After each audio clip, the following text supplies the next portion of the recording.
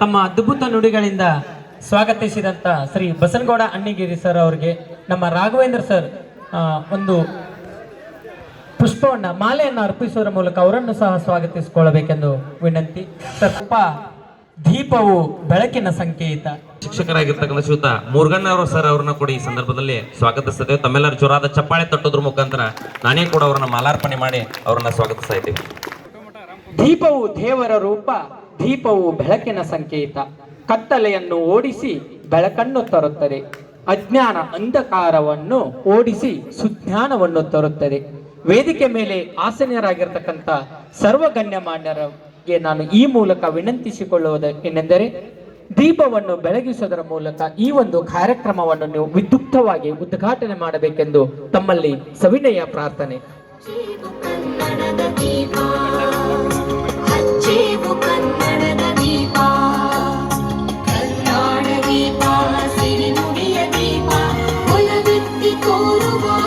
ವೇದಿಕೆ ಮೇಲೆ ಆಸೀನರಾಗಿರ್ತಕ್ಕಂಥ ಸರ್ವ ಗಣ್ಯಮಾನ್ಯರು, ಅದರ ಜೊತೆಗೆ ಇಶಾ ಫೌಂಡೇಶನ್ ಸರ್ವ ವಾಲಂಟಿಯರ್ಸ್ಗಳು, ಸ್ವಯಂ ಸೇವಕರು ಈ ಒಂದು ದ್ವೀಪ ಪ್ರಜ್ವಲಿಸುವ ಒಂದು ಉದ್ಘಾಟನಾ ಕಾರ್ಯಕ್ರಮದಲ್ಲಿ ಸರ್ವರು ಭಾಗಿಯಾಗಬೇಕೆಂದು ನಾನು ಸವಿನಯ ಪ್ರಾರ್ಥನೆಯನ್ನು ಮಾಡಿಕೊಳ್ಳುತ್ತೇನೆ. ಬರೀ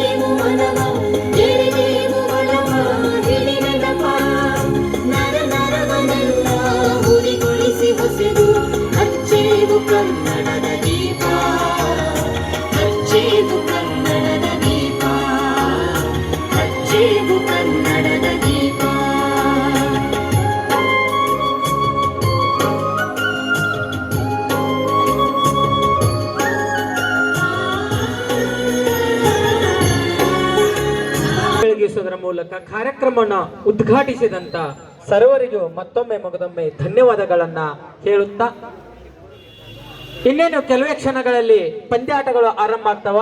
ಉದ್ಘಾಟನಾ ಪಂದ್ಯವಾಗಿ ನಮ್ಮ ತಲ್ಲೂರಿನ ಗೆಳೆಯರ ಬಳಗದ ಎರಡೂ ತಂಡಗಳು ಮೈದಾನದಲ್ಲಿ ನೀವು ತಯಾರಿಯಲ್ಲಿರಬೇಕು.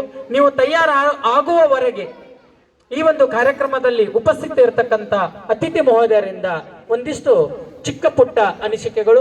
ಮೊದಲನೇದಾಗಿ ನಮ್ಮೆಲ್ಲರ ನೆಚ್ಚಿನ ಮತ್ತು ನಿವೃತ್ತ ಗುರುಗಳಾಗಿರ್ತಕ್ಕಂಥ ಶ್ರೀ ಎ.ವಿ. ಇಂಗ್ಲೇಶ್ ಸರ್ ಇವತ್ತಿನ ಈ ಒಂದು ಕ್ರೀಡಾಕೂಟ, ಈ ಒಂದು ಉದ್ಘಾಟನಾ ಕಾರ್ಯಕ್ರಮವನ್ನು ಕುರಿತು ಒಂದೆರಡು ಮಾತುಗಳನ್ನು ಹೇಳಬೇಕೆಂದು ಅವರಲ್ಲಿ ಸವಿನಯ ಪ್ರಾರ್ಥನೆ.